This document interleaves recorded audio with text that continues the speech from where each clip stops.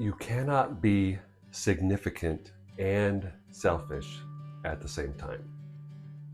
You cannot live a life of significance, a life of impact, a life of meaning, and live a life of self-seeking, self-interest, self-love at the same time.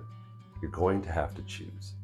And our world tells us, our culture tells us anyway, that you get significance by the things around you. You get significance by being busy. The busier you are, the more significant you are. Or you get your significance in life by how big your bank account is.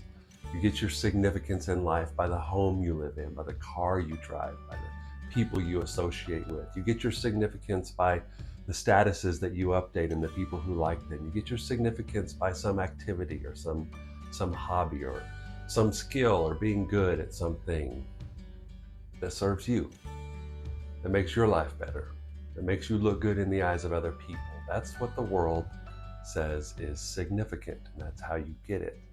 But as a Jesus follower, your significance is different. You have a different measuring stick. Your measuring stick is not the people around you. It's not the people on Facebook. Your measuring stick is not how busy you are. Your measuring stick is not how much money you have or what kind of car you drive. If you're following Jesus, your measuring stick is the life of Jesus. That's where you find your significance.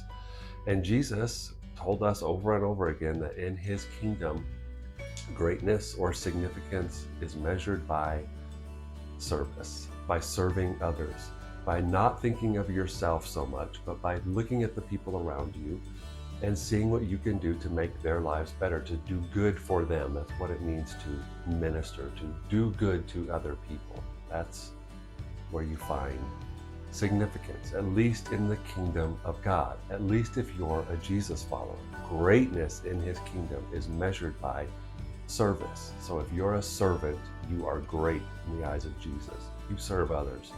You have significance in the eyes of Jesus. Someone once said that you can tell a lot about a person or who you really are is the way you treat people who can do nothing for you.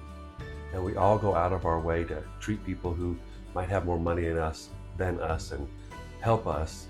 We go out of our way to treat them kindly and do nice things for them, or people that can raise our status, or just people that can do something in return for us. We're all pretty good at being nice to them, but how do we treat the people in our lives that can do nothing for us? Well, that's who we really are. The way we treat those people reveals our character. And in the kingdom of God, as you follow Jesus, we are to treat all those people as if they are more important than us and as if they are an opportunity for us to be like Jesus and serve them. 1 Peter chapter 4 says, each of you has received a gift from God. Be sure to use it to serve others. But what if we took that verse seriously? What if we discovered our talents, our gifts, our special skills, the gifts that God has given us, and we were committed to using them to serving other people, not just serving ourselves, but serving other people? What you would find is that you would be living a life of significance, a life that leaves an impact. And the older I get, the more important it becomes for me to make sure that my life is relevant and that my life leaves an impact on the people that I love. And the way I do that is by serving them, not by making them serve me.